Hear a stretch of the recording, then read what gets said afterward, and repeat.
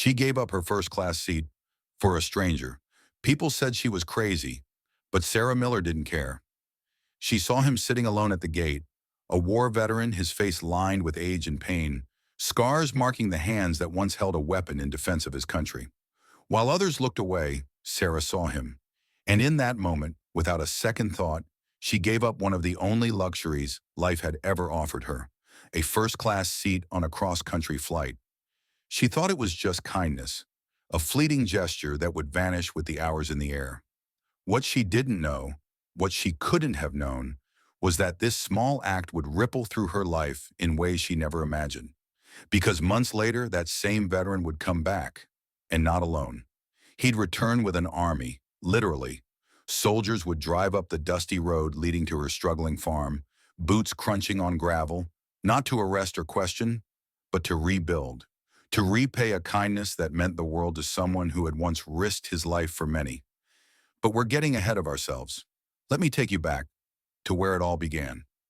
Sarah Miller lived on the edge of nowhere, a rundown farm tucked into the quiet hills of rural Georgia.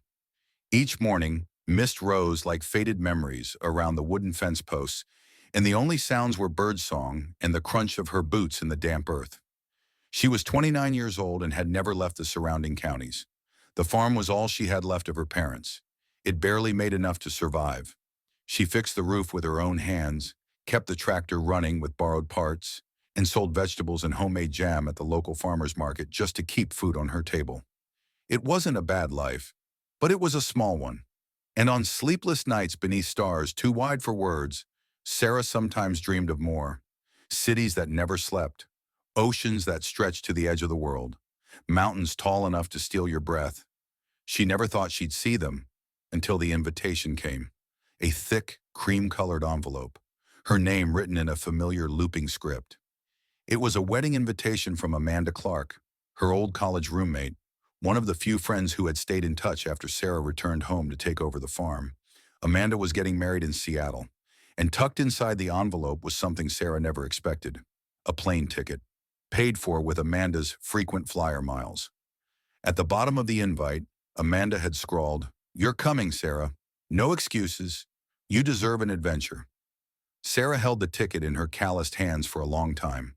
She'd have to find someone to watch the farm, save up for an outfit, learn how airports even worked. But underneath all the doubt, a spark of excitement flared. Maybe it really was time. 2 weeks later, Sarah stood in a tiny regional airport, clutching her boarding pass like it was the last piece of solid ground. She wore her best jeans, a clean flannel shirt, and her boots, scuffed but polished. The airport was a maze of noise, blinking screens, and unfamiliar tension. But she found her gate, sat down near the window, and watched the planes move across the tarmac like giant birds preparing to leave the world behind. "Excuse me, miss, is this seat taken?" She turned and met the eyes of an older man leaning heavily on a cane. His leg was stiff, and deep, faded scars stretched across his hands. A worn army cap sat low over his brow, its emblem faded by time. "No, of course not," Sarah said, moving her bag. He sat with a soft grunt. Around them, people subtly shifted away. Some stared. Others refused to look at all. Sarah knew that silence, the kind that comes when people don't know what to say, so they say nothing. She offered a quiet smile. After a moment, he returned it. Then the announcement came. Flight 723 to Seattle now boarding. Sarah stood, ticket in hand, Group 3, but before she could join the line, a staff member approached her. "Miss Miller, congratulations. You've been upgraded. First class today." Sarah blinked. "Are you sure?" The woman smiled. "Positive. Enjoy your flight." First class. For someone like Sarah, it was surreal. She felt like she was stepping into someone else's life. But as she approached the gate, she looked back. The old man, the veteran, was struggling with his duffel bag. "Coach, back of the plane. 14 hours of cramped seats and recycled air." Sarah paused. Then she turned back. "Excuse me, sir," she said softly, weaving through the line. "Would you like to trade seats with me?" He looked stunned. I couldn't." "Please," Sarah said, handing him her first-class ticket. "You deserve a little comfort." People nearby were watching now, silent. The man stared at her for a long moment. Then he took the ticket with trembling fingers. "Thank you," he said, his voice thick. Sarah just smiled. "Have a good flight, sir." He shuffled toward first class, and Sarah made her way to the back of the plane, row 28, middle seat. She squeezed in with her canvas tote at her feet and the stale scent of engine oil in the air. It was cramped, uncomfortable. But when she looked forward and saw the veteran settling into his wide leather seat, smiling faintly as the flight attendant welcomed him, her heart felt lighter than it had in years. Sarah didn't know it yet, but that small, quiet choice to give instead of take was about to change her entire life. Jim Carter, if that was even his real name, looked uncomfortable in the wide leather seat of first class. His scarred hands gripped the armrests like he wasn't sure if he was allowed to relax, like he might get booted out at any moment. But there was something else in his posture too, something tender and stunned, like a man suddenly invited back into a world he thought he'd left behind. From her cramped seat in coach, Sarah saw it and smiled faintly to herself. Maybe good deeds didn't always go unnoticed after all. The flight dragged on. 14 hours in economy seating was a long time under the best of circumstances, and these weren't them. The man beside Sarah snored with his mouth wide open. A toddler across the aisle dropped a tablet every 5 minutes with a crash that made Sarah jump each time. The food was dry, the coffee bitter, and every trip to the restroom felt like navigating an obstacle course with a bruised ego. Still, something inside her stayed light, untethered. She kept thinking about the man in first class, about the quiet dignity in his eyes, about the invisible weight he carried, and how something as small as swapping a seat had created a ripple, a moment of humanity in a place where everyone was just trying to get from one place to another. Mid-flight, Sarah stretched her legs and wandered to the back of the plane. As she passed the curtain separating first class from coach, she caught a glimpse of him again. He wasn't sleeping like the others. He was gazing out the window, his posture softer now, more at ease. Their eyes met for a second, just one, and he gave her a nod. Not of thanks this time, but something deeper, a nod of respect, recognition. She returned it silently and moved on. When the plane landed in Seattle that evening, the airport buzzed with the tired chaos of reunions, rolling luggage, and overhead announcements. In the blur of movement, Sarah never saw the veteran again. One moment he was in her line of sight, and the next, gone. She felt a brief pang of regret. Maybe she should have asked his name. Maybe she should have said more. But some moments she realized are perfect because they don't stretch. They don't linger long enough to get messy or complicated. They just are. Amanda's wedding was more beautiful than Sarah had dared to imagine. Tucked into a rustic vineyard outside the city, it was everything she hadn't known she needed. Warm, joyful, alive. She danced with strangers, laughed with Amanda's family, and let the breeze tug at her borrowed dress like it belonged to someone else's life.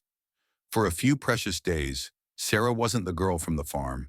She was someone else, someone with stories and sparkle in her eyes. When it came time to fly home back in economy, stiff-legged and sore, she didn't mind at all. Something in her had shifted. The trip had been more than worth the effort. Back home, life slipped into its old rhythms.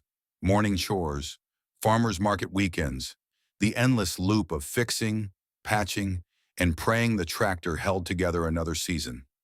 The memory of the flight, the scarred veteran, the seat she'd given up, faded into the background, just another thread in the quilt of her quiet life. She expected nothing more from it. She didn't need anything more. The joy had been in the giving, which is why, when she woke one blustery Saturday to the unmistakable rumble of engines on the dirt road leading to her farmhouse, she assumed it was just the neighbor boys joyriding again. She pulled on her jacket and stepped onto the porch, ready to scold them playfully. But what she saw froze her in place. This wasn't a pickup truck convoy. It was military. 3 olive green Humvees rolled to a stop at the end of her driveway, engines idling low.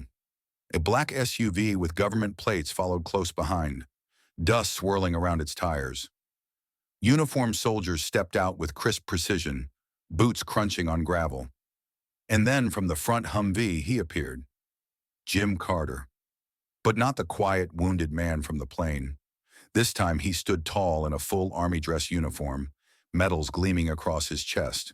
The same limp remained, but now it added gravity rather than fragility. He moved with the authority of someone used to command, and when he saw her, he smiled, a slow, honest smile that erased years from his weathered face. Sarah's heart thundered in her ears. She stumbled down the porch steps, blinking in confusion. She had no words, just awe, and the growing sense that her world was about to shift again. Jim Carter met her at the bottom of the steps, close enough now for Sarah to see the careful stitching of his uniform, the glint of his polished metals, the steady warmth in his eyes. "Miss Miller," he said, his voice even and kind. "It's good to see you again." Sarah opened her mouth, but nothing came. She looked past him, at the soldiers standing at attention, at the heavy crates being unloaded from the Humvees, at the strange, surreal scene unfolding in her front yard. Jim chuckled softly. "You look just as surprised as I was," he said. I don't understand," she finally managed. "What's happening?" Jim stepped aside and gestured toward the black SUV. A sharply dressed man stepped out, government badge gleaming on his lapel. With precise movements, he handed Sarah a thick envelope. Her name was written across the front in careful cursive, Miss Sarah Miller. Inside was a single sheet of heavy paper. Embossed at the top was the golden crest of the United States Army. Certificate of Recognition. For an act of extraordinary kindness and humanity toward a veteran of the United States Armed Forces, the Department of the Army extends its deepest gratitude to Miss Sarah Miller. Her selfless actions embody the spirit of compassion, respect, and dignity that every soldier fights to protect. Presented by Colonel James Carter III Special Forces Group, Airborne. Sarah read the words twice, her fingers trembling. Colonel. He wasn't just some wounded soldier on a plane. He was Colonel James Carter, a decorated officer from one of the Army's most elite units. She looked up at him, speechless. He raised a hand, almost shyly. "You didn't know who I was," he said, "and that's exactly why it meant so much." Behind him, the soldiers were unloading more from the Humvees, construction supplies, fencing, crates of equipment. Sarah heard the thud of lumber hitting dirt. Metal clinked softly against metal. What is all this?" she whispered. Jim's smile widened. "We brought you something. A few somethings, actually." Soldiers carried a large wooden crate toward the porch. Another group unrolled blueprints, their gloved hands pointing to spots near the barn. Sarah's chest tightened. "Why?" Jim turned fully to face her, shoulders squared. His voice was quiet but firm. "Because you gave me dignity and comfort when you had no reason to," he said simply. "Now it's our turn." "You gave up something precious," Jim said quietly. "A seat that would have made your trip easier, just to make mine bearable." Sarah shook her head, brushing off the thought. "It was just a seat." "It wasn't," he replied, voice gentle but firm. "Not to me." He stepped closer, lowering his voice so only she could hear. "I was returning from a treatment center in Seattle. Burn recovery, post-surgery. Most days I didn't even feel human, just a collection of scars people tried not to look at. But that day, you saw me. Not the wounds, not the uniform, just me." Sarah swallowed hard, emotion tightening her throat. The wind tugged at her coat, and somewhere in the distance, a crow called into the cold. For a moment, they stood in silence. Then Jim's tone shifted, lighter now. He nodded toward the crates and construction supplies scattered across her yard. "So, we thought it was only fair to return the kindness." Her brow furrowed. "What do you mean?" "We're rebuilding your barn," he said simply. Sarah's breath caught. "What?" Jim nodded, smiling. "One of the guys in my unit runs a construction company. I told them what you did. They all volunteered, took leave, bought their own tickets, showed up without hesitation. Not just for me, for you." She turned toward the battered structure. The barn, once her father's pride, had nearly collapsed in last spring's storm. She'd done her best. Patchwork repairs, makeshift reinforcements. But the truth was, it was beyond her skills, and definitely beyond her bank account. "You don't have to do this," she said, her voice cracking. Jim's smile softened. We want to. From that moment, the day became a blur of sawdust and sweat. Soldiers moved with quiet precision, measuring, sawing, hammering. Some set new fencing around the livestock pens. Others hauled away the broken beams and replaced them with fresh, solid supports. They joked as they worked, filling the farm with a sense of life and energy Sarah hadn't felt in years. At one point, as she carried out lemonade for the crew, she found herself beside Jim, watching the rebuild unfold. You didn't have to do all this, she said softly. He glanced sideways, a glimmer of mischief in his eyes. And you didn't have to give up your seat. She smiled, eyes glassy. Fair enough. As the sun dropped behind the trees, painting the fields in gold, Jim turned to her again. One more thing. He reached into his uniform and pulled out a small weathered coin. It's a challenge coin, he explained, placing it gently in her palm. We pass them between soldiers to honor loyalty, courage, acts that matter. Sarah studied it. One side bore the emblem of the 3rd Special Forces Group, the other a simple phrase, deeds, not words. It's not something we give out lightly, Jim added, and almost never to civilians. Sarah blinked back tears. I don't know what to say. You already said it, he said softly, when you saw me. And in that moment, Sarah understood. Kindness wasn't a small thing. It was everything. It healed what couldn't be stitched. It moved through the world quietly, planting seeds in places long thought barren. And sometimes, just sometimes, it brought a convoy of soldiers to your doorstep. By late afternoon, the barn stood tall again, fresh red paint gleaming in the sun. It looked like it belonged on a postcard, not the crumbling relic she'd almost given up on. In a single day, her entire world had changed. Not just the barn, not just the farm. She had changed. As the last tools were packed and crates loaded, Jim approached one final time. We'll be heading out soon, he said, voice touched by something she couldn't quite name. Maybe regret, maybe something gentler. She nodded, not trusting herself to speak. The thought of them leaving left a quiet ache she hadn't expected. There's one more thing, he said again, pulling a manila envelope from his jacket. Inside was a letter from the Department of Veterans Affairs and a check. Sarah froze when she saw the amount. Jim, what is this? He shifted, almost shy. The guys pitched in. Some of it's from a veteran support fund, some from us personally. We just wanted to make sure the farm stays yours. Her knees nearly buckled. It was enough, more than enough, to cover the back taxes she'd been quietly dreading, to repair the roof, replace the tractor, maybe even hire help for harvest. It wasn't pity. It wasn't charity. It was gratitude, honest and pure. I don't know what to say, she murmured. Jim smiled, that quiet, steady smile of his. Then don't say anything. Just promise me you'll keep growing things here. Sarah laughed through her tears. That, Colonel Carter, I can promise. The convoy rumbled away just before sunset, engines fading into the hush of evening. Sarah stood at the edge of the drive, the check clutched to her chest, watching until the last Humvee disappeared beyond the trees. For a long time she just stood there, the breeze on her face, the moment settling deep in her bones. The next morning Sarah rose before the sun. Old habits die hard. She fed the chickens, tended the garden, hauled water to the horses, but everything felt different, lighter, full of purpose. That afternoon she walked into town to drop off fresh produce. The ripple of change had moved ahead of her. People paused on the street. They'd seen the convoy. They'd heard whispers. Some had caught glimpses of the uniforms. Landry, the gruff hardware store owner, tipped his cap with unusual softness. Mrs. Greaves, the stern librarian, pressed a basket of muffins into her hands without a word. Even old Mr. Holloway, who hadn't spoken in years, muttered, "Good girl," as she passed.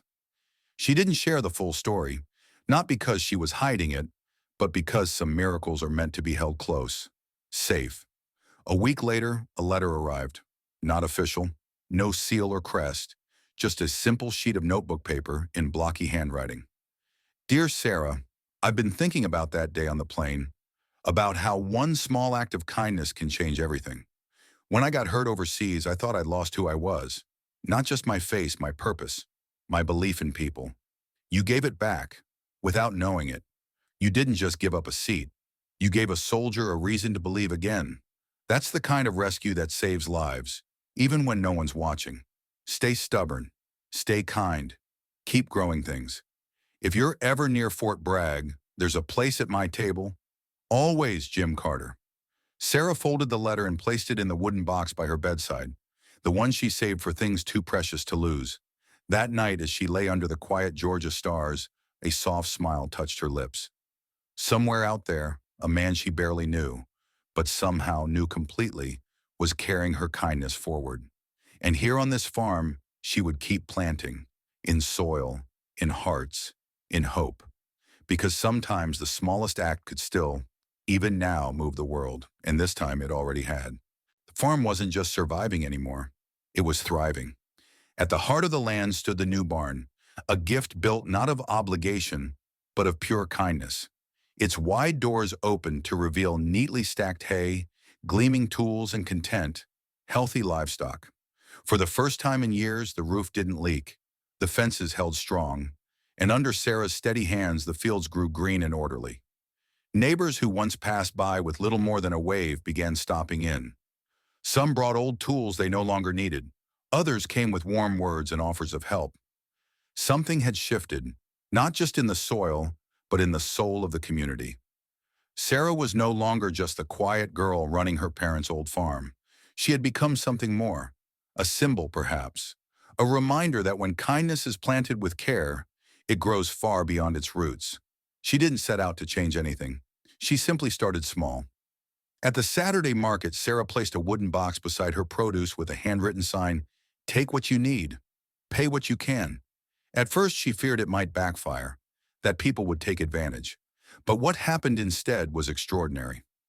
One morning, she found a sack of warm bread tucked beside the egg cartons. Another day, a folded note simply read, "You helped my brother when he came home from the war. Thank you." And every Saturday, like clockwork, an anonymous envelope appeared under her basket of apples. It always contained exactly $20. No name, no message, just steady, quiet support. Sarah never tried to find out who it was. She understood that some things are meant to remain mysteries, wrapped in grace, not explanation. One night, as the first frost whispered across the fields and the brittle grass crunched under her boots, Sarah stood in the center of her land. She closed her eyes and breathed deep, the cold air filling her lungs. It wasn't just about the barn or the fences. It wasn't even about the check that had saved her from losing the farm. It was about something deeper, something no winter could freeze. Hope. That Christmas, Sarah mailed out her first holiday cards, simple ones, hand-sketched with her farm blanketed in snow. She sent one to Amanda, the stranger who gave her a plane ticket all those months ago. Another to the Veteran Support Fund, unsigned. And one, of course, to Colonel Jim Carter.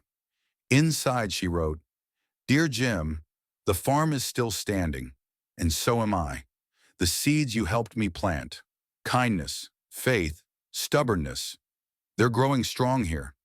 You once told me that not all rescues happen on the battlefield. You were right. Some happen in the smallest, quietest moments. A smile, a seat offered without question, a barn rebuilt by strangers who became family. Wherever you are, I hope you're still growing things too.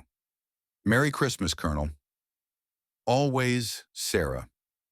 She dropped the envelope into the rusted mailbox at the edge of her land and looked up at the endless winter sky. The wind carried her breath into the cold air like smoke. She didn't need a reply. Some conversations echo far beyond words.